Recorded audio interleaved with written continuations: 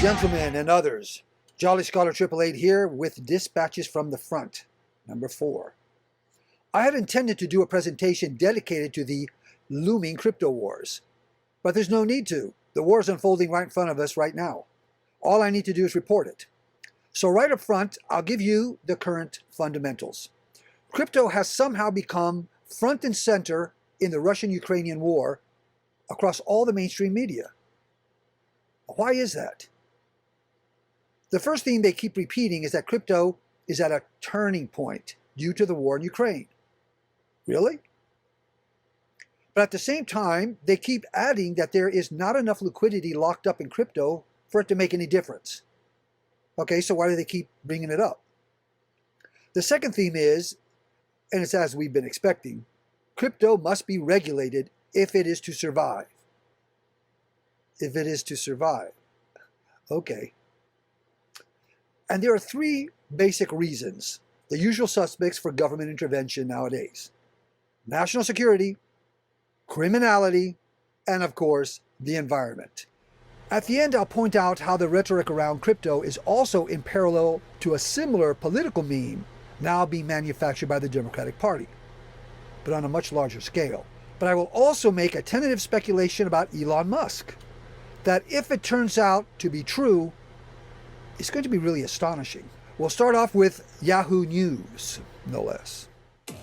All right, well, for a deeper dive into crypto and its role in the Russia-Ukraine conflict, I'm joined by Jason Williams, Bitcoin Hard Money You Can't F With author. Thank you for joining us today. Now, as we've seen, crypto donations pouring into organizations and individuals supporting Ukraine's military. What does this say about how far crypto has come? And how do you think traditional financial institutions are really viewing this? Yeah, I think that crypto is pretty agnostic to this. So you may see Russia use cryptocurrency to circumvent sanctions, as an example, and bypass some control points.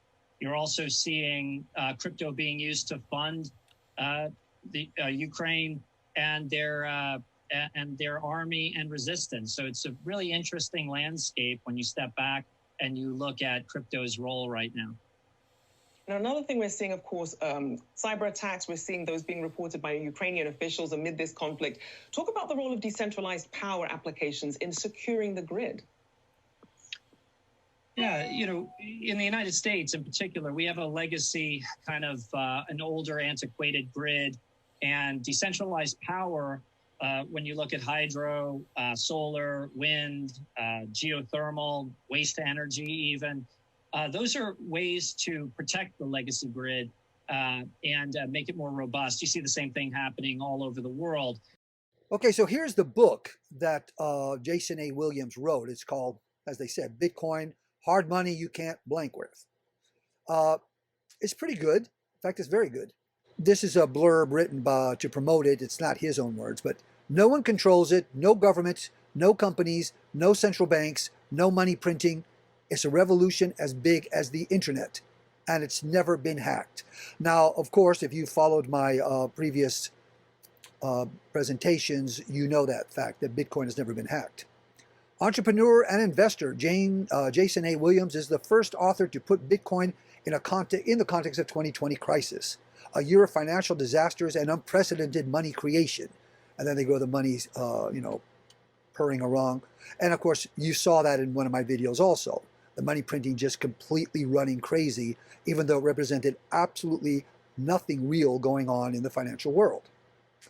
Not only was Bitcoin the best performing asset on the planet in 2020, it quickly established itself as the next global reserve currency as central banks around the world desperately printed their money into oblivion. Now, back to the interview. The news anchor leads with the fact that crypto has exploded into public attention with what would seem to be such an unlikely catalyst, a war. But is it so unlikely that the mainstream media would choose to highlight Bitcoin during a war? Well, that might depend on what's at stake, right? So notice the first of the 2 themes that he, Jason Williams, brings up. That of crypto being agnostic, that is, ambivalent towards the certainty of any decent good or evil. And that's true. Crypto can help or hurt Russia. crypto can help or hurt Ukraine. The point, as far as we in the crypto community are concerned, and I think this is what Jason was trying to tell the lady without rubbing it into her face, right? I mean, you saw him roll his eyes, is that crypto has nothing to do with helping or hurting either one. The question is really irrelevant. Crypto is a tool of resistance to power rather than a tool for aggregating power. The purpose of crypto is to diffuse the concentration of economic power, not take part in a power struggle of whatever kind, one way or the other. However, the second theme that Jason brought up, that of decentralization as a strategy for protecting power grids. Decentralization and blockchain as strategies for maintaining infrastructure? Blockchain and power grids. Now hold that thought, because it's going to be very pertinent a little later on. And this is actually of fundamental relevance. It follows from the first argument of crypto being agnostic with regards to any power struggle, no matter who the antagonists are. Decentralizing power is the real point. But notice the hint towards the principle I am working with of non-oppressibility. The World Wide Web was developed to decentralize communications in order to deny an aggressor the ability to knock out or control communications by taking out or taking over the central communications grid. Does blockchain have the potential to expand this concept to the entire power grid? If so, that's really powerful. How blockchain technology could do this would be the subject of an entire discussion series, but it is interesting that the subject was brought up in the context of the war in Ukraine, even though any potential role between a blockchain and a power grid is not really a factor in this war at all. But the fact that the newscaster first mentioned a possible relationship between cryptocurrencies and infrastructure shows that the mainstream is starting to see the real potential of blockchain technologies. Or was it a lucky guess? I don't know. But either way, for many, that potential is very worrisome. A power grid or energy grid that cannot be centralized or controlled. Here we have a Washington, D.C. think tank called the CSIS, Center for Strategic and International Studies. Their agenda is aggressive and obvious compared to the relatively mild approach of the Yahoo News interview that we just saw. When you see the word studies at the end of a title of an institution or a class, if it's in the universities or university discipline, you know the agenda. It's the same for many of these so-called think tanks. Here's the title: Cryptocurrency's Role in the Russia-Ukrainian Crisis. Finance typically plays a major role in wars, but the Russia-Ukraine war is the first major conflict with a prominent role for cryptocurrencies.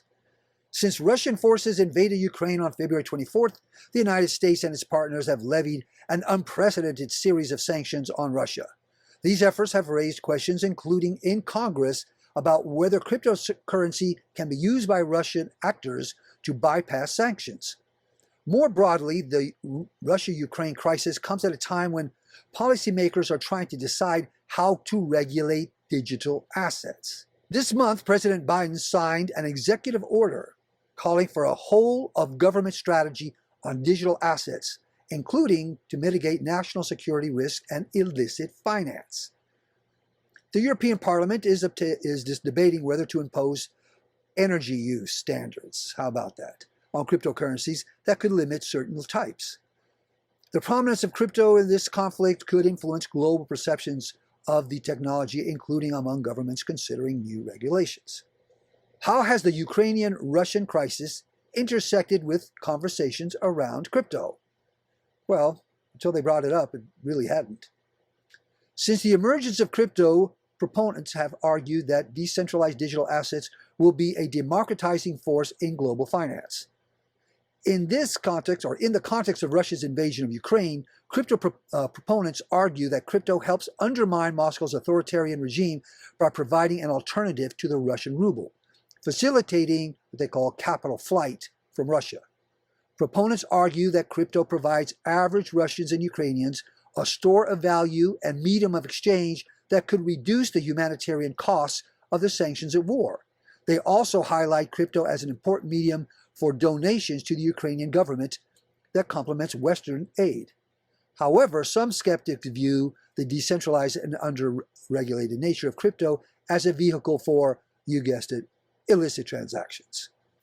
So, whether cryptocurrencies can be used by the Russians to bypass sanctions, we don't really care. We don't want the regulation no matter what. So they're going to mitigate national security, illicit finance, and then, of course, energy use standards, climate change. This is a forced artificial discussion injected into the war narratives where it really has no relevance one way or another. Again, watch these same themes: national security, illicit finance or money laundering, and climate change. Now, this next section of the article, the Ukrainian government has used its crypto donations for several purposes.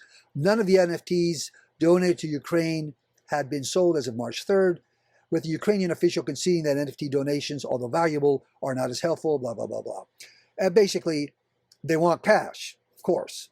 And ETH and Bitcoin can be used as store of value. They've had some other, lesser well-known cryptos, and they've managed to turn those into about, $15 million.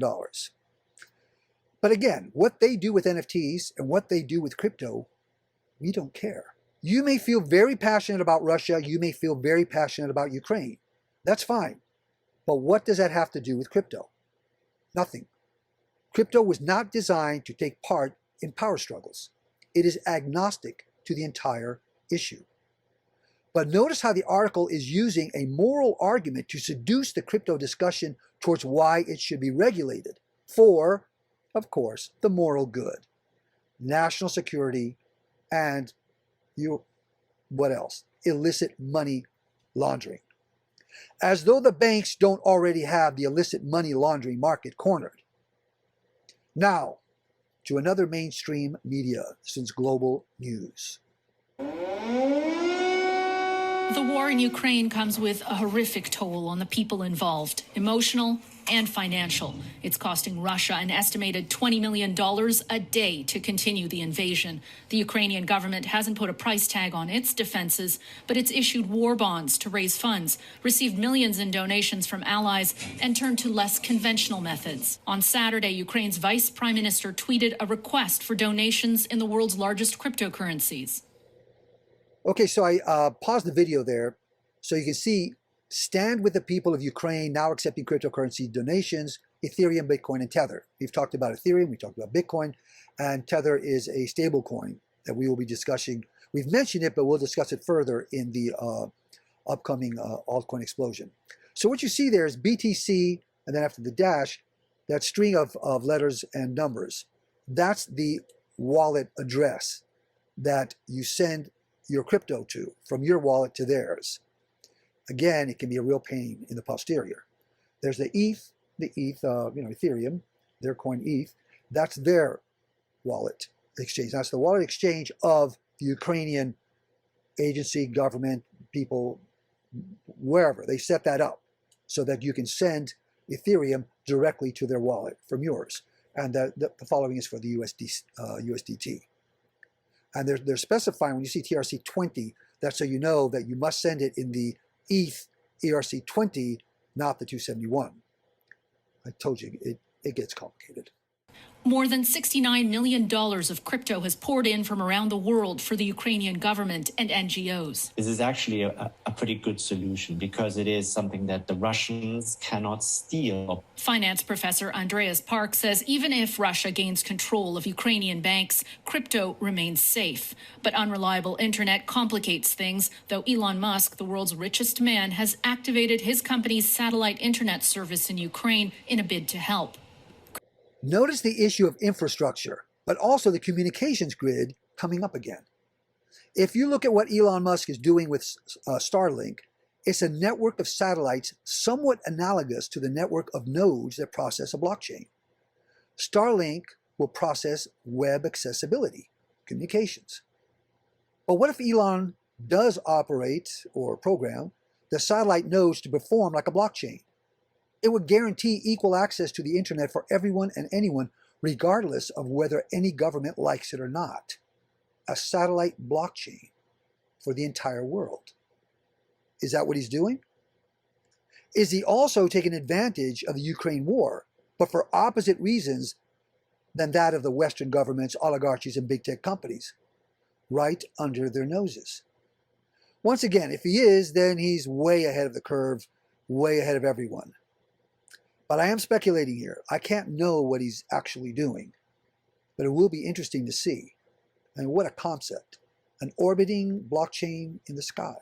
Crypto funds are also being sent to Russian citizens in the midst of a spiraling recession, unable to use credit cards with limited access to cash. And authorities are on alert because Vladimir Putin and Russian oligarchs may funnel assets into crypto to lessen the blow of sanctions targeting their businesses and prized possessions. But blockchain experts say Bitcoin isn't liquid enough or deep enough to make a real dent. Notice again how the media just assumes that crypto not only can be, but should be, deployed to punish the Russians. There's no discussion as to what might have caused the war. None whatsoever, other than Putin is a maniac. Confiscating wealth is simply not an objective of cryptocurrency, regardless of whose wealth it is. Hasn't the centralized governments and their tool of fiat currency been confiscating the wealth of the people for decades now? Here is the trustworthy CNBC. How the Ukraine conflict became a turning point for cryptocurrency. The supposedly borderless form of money has collided with the reality of international sanctions spurred by a major European conflict. Well, what turning point? Turning towards what? Adoption? No. Towards regulation. The Ukrainian war is at the center, but so is crypto? So we continue. Many major cryptocurrency exchanges put forth defiant statements this week when Ukraine asked them to freeze any accounts belonging to Russians, with some exchanges calling upon crypto's history of libertarian ideals to back up their decisions. More quietly, however, many were complying with the sanctions plan aimed at devastating the Russian economy. Yes, by all means, crypto community, let's devastate the Russian economy. That's the sort of thing cryptocurrency was designed to do. The gap between the words and actions of crypto's biggest players points to the challenges that the crypto community now faces as a mainstream industry in the midst of a geopolitical and humanitarian crisis. One that now looks like a defining moment for cryptocurrencies such as Bitcoin and Ethereum. Really, a defining moment. Let's devastate the Russian economy. On the Ukraine side, digital coins have lived up to their reputation for easily moving money across international borders, as sympathizers with the Ukrainian cause have raised the equivalent of more than $54 million through cryptocurrency donations. And we've already seen that that covers the war maybe for a day on either side. But on the Russian side, the supposedly borderless form of money, supposedly? That's funny, it was completely borderless on the Ukraine side. What happened on the Russian side? The supposedly borderless form of money has instead collided with the reality of international sanctions spurred by a major European conflict, and also the moral questions of whether participants in the crypto markets could unwittingly help fuel a war of aggression or help Russian oligarchs preserve their wealth. Well, really? The defining moment, again, sounds like whether or not crypto will take the knee on its own or be appropriated into the forces of centralization and be controlled.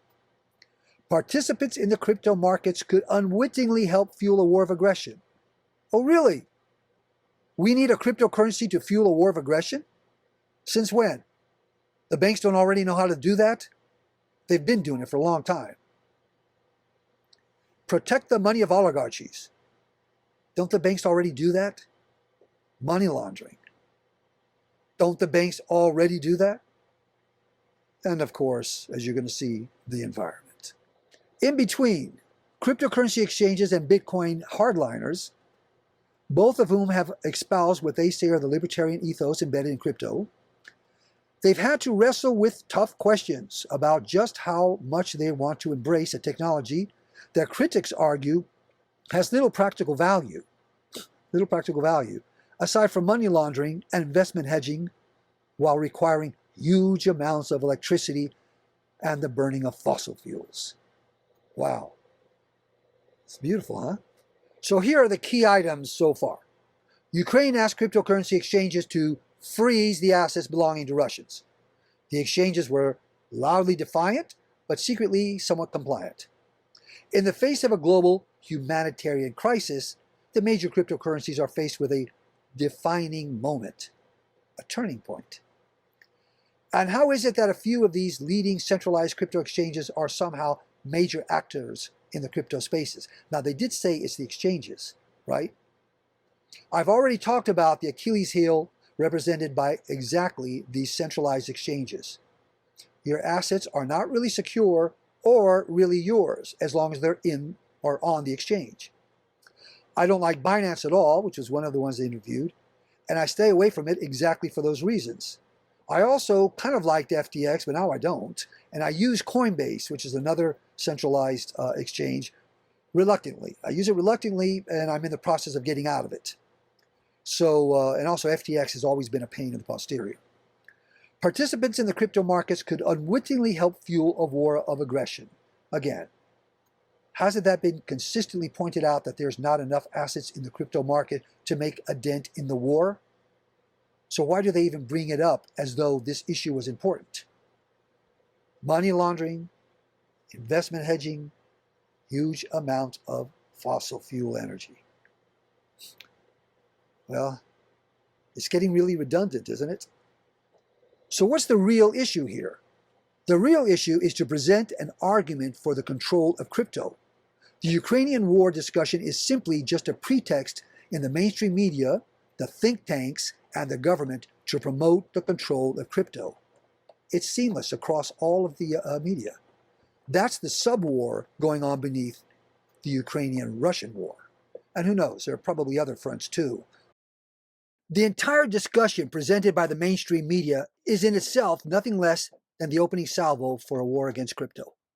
That is a war against crypto operating as crypto, and for forcing or persuading crypto into compliance with the centralizing authorities, using the Russian-Ukrainian war as a pretext, precisely what crypto was designed to resist.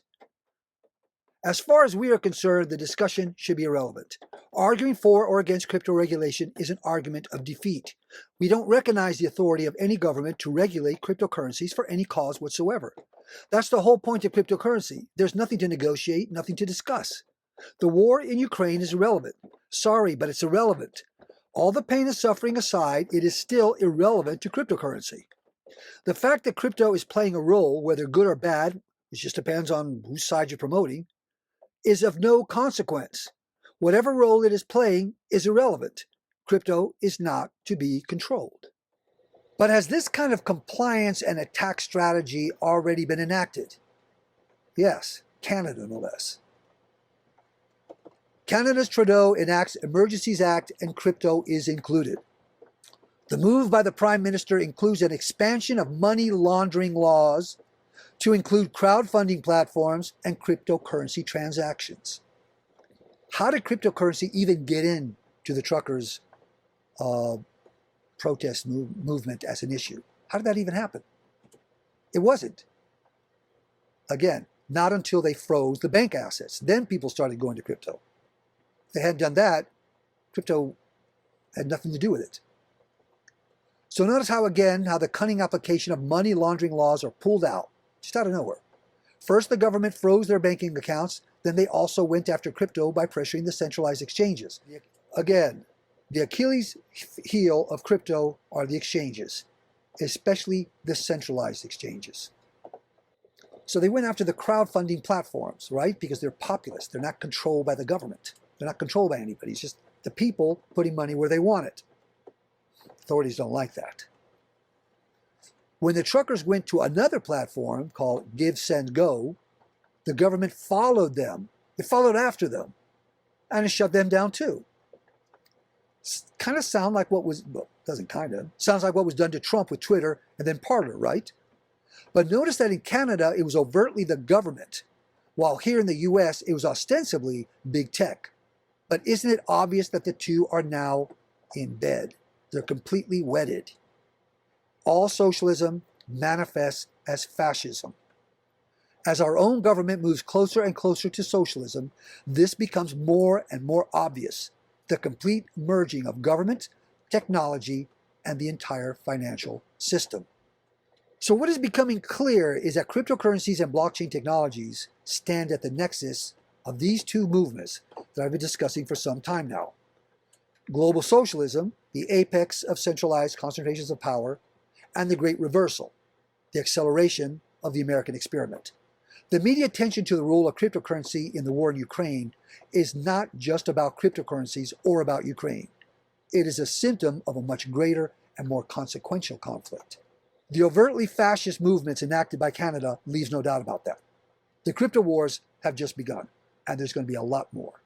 Whatever role the cryptocurrencies do or do not play in the current Russian-Ukrainian war, the media and the government are drawing attention to cryptocurrency in order to prepare the groundwork for the control and centralization of crypto, the exact opposite of what crypto was created for. So it is our task to make sure that they do not succeed. The war is on. But furthermore, there is a larger narrative being manufactured that parallels the crypto narrative. Pay attention to Biden's speeches lately. He keeps suggesting that the world is at an, quote, inflection point, unquote, towards a new world order. Really? Where else have we been hearing that? But here's something. How might a possible internet blockchain grid in orbit in the sky affect all of this? That's interesting.